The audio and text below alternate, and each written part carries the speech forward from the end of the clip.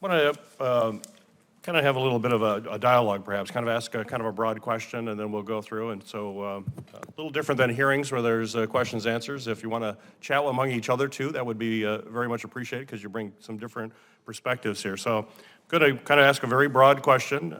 And first, Professor Acemoglu, I hope you can answer based on your historical research, your understanding of economics and kind of framing that. And all of you kind of have some specific examples that would be helpful for us to have in the record. Professor Hu, I'd like you, obviously, to hear your perspective based on your understanding of constitutional law. And Professor Valor, I hope you can do it based on your study of a future worth wanting. What should humans want and how do we achieve that? So the first kind of open question, is that there's a popular line of thought out there, touted by many influential people, that unfettered technological innovation will solve all of our problems, and it's going to lead to increased well-being for all. Just let it go, and we should all be very happy about the end result. So do each of you agree with that line of reasoning? And if not, why? And what should we be thinking about? We'll start with you. I completely disagree. First of all, we as humans decide how to use technology. Technology is never a solution to problems. It could be a helper or it could be a distractor, exactly like you said in your opening remarks. Moreover, unfettered competition is not always the vehicle for finding the right direction of technology. There are so many different things we can do with technology, and profit incentives sometimes align with the social good and sometimes do not. I am certainly not arguing that government bureaucrats or central planning could be a rival to the market processes for creating entrepreneurial energy or innovative energy. I don't think there's any evidence that anything better than the market process for innovation has been invented by humans. But that does not mean that the market process is going to get the direction of technology right, and it doesn't mean that without regulation we're going to use these technologies the right way. So that's why, exactly like Professors Hu and Valor also pointed out, we need the right regulatory framework. And the right regulatory framework has to be broadly construed. It's not just like we create the technologies and then we put some regulations on how they can be used. I think we need to create the right ecosystem where social input, democratic input, and government expertise are part of setting the agenda for innovation. In the past, US government played a very important leadership role in many of the transformative technologies, from antibiotics, computers, sensors, aerospace, nanotechnology, and of course the internet.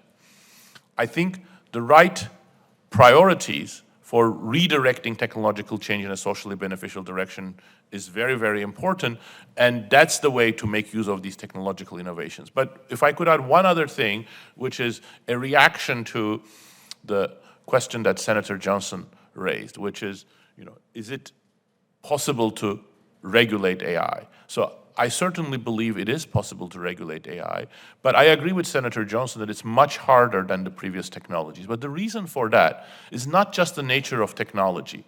It is because we have become completely mesmerized with AI in the wrong way. So both Professors Hu and Valor emphasize AI is a philosophy. You could say AI is also an ideology, and we've been chosen one specific way of perceiving that AI ideology as this general intelligence that's going to solve our problems, it's going to take away human agency, and it's not only dangerous, it's also really making it much harder for us both to find the right technologies to solve social problems and to regulate it. So I think we need a general change in perspective to help with the regulation of AI. Thank you.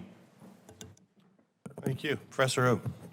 And we can go beyond this clock. You're all professors. I know you're usually like to expand on your answers, and you're free to do that. Thank you for that very important question. I think this type of techno-utopianism is something that we really need to look at with an eye of skepticism, and especially in a constitutional democracy. We need to ask the question whether or not we have the proper means in order to achieve those ends. And with that type of invitation to see technology as something that can solve all problems and needs to be unfettered, I think that it poses the problem that the ends may be not justifying the means. In a constitutional democracy, we must always consider the means. And I think that especially when we are faced with very compelling ends that are being presented before us, that AI can resolve pressing issues in national security or in health, for example, then it seems even more compelling. But I think that this really also opens the door to the conversation of whether or not, when we're thinking about AI regulation, we really need to think about an ex ante approach and not just an ex post approach. In the law, oftentimes it's highly reactionary. We look at the harms and then we try to find some type of structure to deal with those harms. But with AI, I think that this is now a moment for us to ask what type of laws and regulations and rules do we need in order to anticipate the harms before they occur and address them. Thank you, Professor. Professor Valor. Thank you for this important question. I'll echo some things that my fellow witnesses have said. First of all, technology is a tool. We solve problems, often with the help of technology, but technology doesn't solve problems. And when we start expecting technology to solve our problems for us without human wisdom and responsibility guiding it, our problems actually tend to get worse. And that's what a lot of people are seeing with AI, that we have something that's not being used wisely and responsibly as a tool to solve problems, but something that we're increasingly expecting to solve our problems for us. And to Professor Acemoglu's point, that is really undermining some of the confidence and ambition that we need in order to govern AI responsibly and wisely. In response to Senator Johnson's earlier question, we certainly can't cut and paste from aviation or any other sector a regulatory model that is going to work for AI. But we don't need to. We can do what we've done every time before, which is innovate in the sphere of governance and adjust different incentives and powers within the AI ecosystem until we have the results that we want. But this brings me to my second point. You talked about the idea of unfettered technological innovation and this ideology that that kind of unfettered innovation leads us to human well-being for all. But notice that we always hear this promise now made with the word innovation, almost never the word progress, and there's a reason for that. Technology, not just the machines we build, but the techniques and systems that we create for all of history, has been an essential driver of human progress. But that means meaningful, measurable improvements in things like life expectancy, infant mortality, sanitation, literacy, political equity, justice and participation, economic opportunity and mobility, and protections of fundamental rights and liberties. Today, there's more advanced technology in the United States than anywhere else, but we've actually started seeing measurable declines in many of those metrics that I just mentioned. So what does that tell us about the connection between technology and progress? It suggests that it's breaking down because we've substituted the concept of innovation, where we don't need to prove that a new technology actually meets a human need, only that we can invent a market for it, often by changing our social infrastructure so that we can't opt out of it. We need to go back to the heart of technology, which is the ambition to improve the human condition. And you asked about this work that I've done on building a future worth wanting. So the Spanish philosopher José Ortega y Gasset said in 1939 that technology is, strictly speaking, not the beginning of things. He says it will, within certain limits, of course, succeed in realizing the human project, but it does not draw up that project. The final aims it has to pursue come from elsewhere. Those aims come from us. We have to identify what we want and need technology to help us achieve. AI can be a powerful tool in helping us do that, but not if we treat innovation as an end in itself. That's a question for all three of you. We'll start with Professor Valor, and we'll work this way, just to change things up a little bit here. Kind of another really broad question. You know, we have talked about a variety of issues here today at the committee. There's a huge conversation going on across the world right now. But what do you think is missing from the AI conversation right now? And I want to be specific to governments and lawmakers, to those of us sitting up here who are thinking about how we deal with these issues. Is there something missing from the conversation that you really think we should be thinking about? Professor Valor, I'll give you the first shot at that, and then we'll work down the dais. Thanks for that question. I think one of the things that is not entirely missing, but I think it's underemphasized in the current regulatory conversation, is the ability to see these systems as governable as opposed to things that are being thrust upon us as if they're natural forces that have arrived.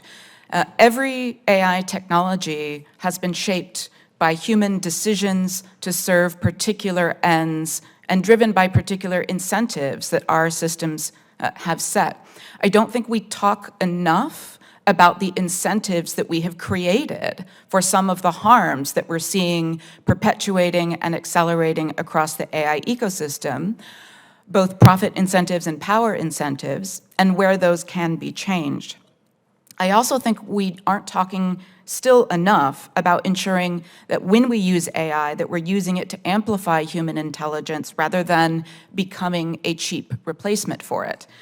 AI tools, as have been mentioned, are overhyped not because they're not powerful, but because their power is of a different sort than the people who market them want us to believe. These tools are not intelligent in the way that we are. They don't have the capacity for good judgment and common sense. They're very powerful pattern amplifiers, and that's a tool that we can use in our decisions. But many people are still talking about AI as if it's going to be able to make the hard decisions for us. These systems do not make decisions, they make calculations. Even if we automate a process by letting a computer determine the outcome, that is a human decision. And I don't think we are going to be served well if we forget how to make decisions well or even lose sight of the fact that we are still the ones making the decisions, no matter how much we're relying on the technology. Because in that case, we're making decisions in the dark, and that's a terrible strategy for human progress. Thank you, Professor. Professor Hu. Thank you so much, Chairman, for that question. I think part of what's missing from the discussion is whether or not a fundamental assumption is being challenged by AI, and that assumption is that the rule of law can precede all other forms of power and that the law can govern effectively, especially if you have these tech companies and AI seeing themselves as co-equals and being able to speak with the law as an equal. Therefore, you might have a difficulty of having then the AI apparently in some instances being presented as something that can now precede the law. And so if we are going to, I think, really address how the law will govern AI, I think we need to understand that that is the fundamental question. Under our constitutional democracy, under Article 1 of the Constitution, it gave Congress the power to legislate. But how is AI trying to challenge that power? Thank you. Professor? I think I've been emphasizing this for a while, but it's still, I believe, underappreciated that there are different directions in which we can develop AI tools, and that we have to make the right choices understanding what these different directions are. So I'm an economist, and as I responded to Senator Hawley, of course, the profit motive and the benefits to corporations matter. Those are very, very important. But I think we are underestimating how much the founding ideology or vision of AI has influenced the way that the industry has developed. And that founding vision, as I have argued in a number of different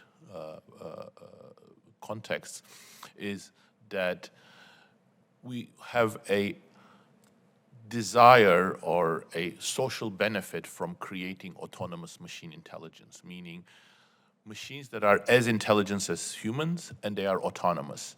And if once we do that, a number of conclusions follow from that. One is a lot of automation, because if machines are really intelligent and autonomous, then they should do a lot of the tasks that we do because they can perform them as well as we can do. Second, much less need for human judgment because they are autonomous and intelligent.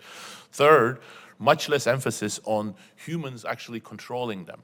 But this vision has become completely foundational to the tech industry, and a lot of the emphasis on general intelligence follows from that. And I think it's very difficult to change the direction of the tech industry with only regulation unless we also cultivate different types of priorities among tech leaders and the leading engineers and computer scientists. And that's why I have emphasized not just my work, but many important people. Professor Valler also emphasized, for example, Norbert Wiener and many other inspiring scientists as early as 1949 and 1950s came up with different visions, but they have been completely overshadowed by the artificial general intelligence or autonomous machine intelligence vision. Putting that on the table, encouraging a broader perspective on AI and encouraging or articulating the idea that having pro-human AI is both feasible and desirable is both missing and I think quite important for the future of this industry. Thank you. Thank you. Another question for all three of you. This time I'll start with Professor Hu, so we mix it up here. Then Professor Valler and Damon. This is a tough question, but given the fact that how complex this issue is and all of the issues that we've talked about, but as lawmakers, we have to distill things down to concrete actions that we need to take. And so this question is, if the United States government can do just one thing to increase the chances that AI is going to increase the well-being for everyone, not just a few, but for everyone, what would that one thing be, given your areas of expertise? Professor Hu. I think the one thing that I would prioritize is an amendment to the Civil Rights Act of 1964 so that we incorporate and then try to anticipate and address the types of AI-driven civil rights concerns that we've seen over the last decade. And I think that we can see that across the spectrum of the ways in which the AI and automated systems and algorithmic decision-making can cut across discrimination in the criminal justice context, housing, mortgage financing, and employment. And so that would be the one thing that I would emphasize. Thank you. Professor Valler. I think I would emphasize examining the misaligned incentives that we've permitted in the AI ecosystem, particularly with the largest and most powerful players, and learn the lessons from the past where we have had success realigning the incentives of innovation with the public interest so that we can create clear and compelling penalties for companies who innovate irresponsibly, for companies that get it wrong because they haven't put in the work to get it right, while at the same time perhaps capping the liabilities or reducing the risk for innovators who do invest in innovating safely and responsibly and then want to find new ways of using those tools to benefit humans. Because we often see some of the good actors are hearing about the risks of AI systems, the ways that they might fabricate falsehoods or the way that they may amplify bias, and that can actually reduce innovation and narrow it to only those powerful actors who can afford to get it wrong. So I think if we adjust those incentives so that the best and most innovative actors in the ecosystem are rewarded for innovating responsibly, and the most powerful ones have to be held liable for producing harms at scale, then I think we can see a way forward that looks much more positive for AI. Thank you. Professor Esemugwu. Thank you for this question. There is no silver bullet, but I think one of the first steps is to redress the fact that the vision of AI is pushing us more and more towards automation, surveillance, and monitoring. And this is really an ecosystem. Senator Johnson pointed out the Eisenhower quote that government support for university scientists could have negative consequences because it makes scientists cater to the government needs. Well, right now, it's actually much worse when it comes to AI. All leading computer scientists and AI scientists in leading universities are funded and get generous support from AI companies.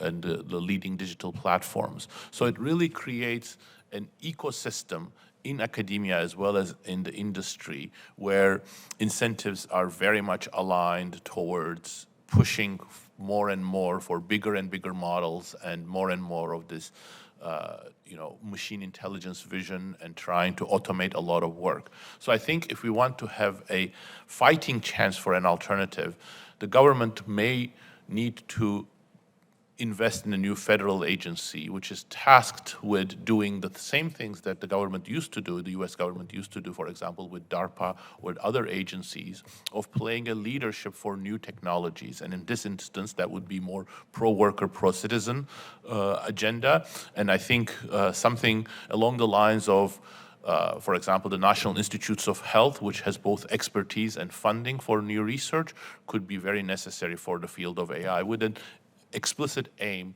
of investing in the things that are falling by the wayside, the more pro-human, pro-worker, pro-citizen directions. Thank you. Thank you. Professor Valor, you have written quite a bit about the connection between technology and human values. Would you share some concrete examples to this connection and in particular talk about, based on your research, how you see AI changing our basic societal values? Sure, thank you. So first of all, I think it's important to recognize, and you mentioned this in your opening remarks, that AI is not neutral. And in fact, no technology is neutral. All technologies are mirrors of human values. Every technology that human beings have ever created has been a reflection of what humans at particular times and places thought was worth doing or enabling or building or trying.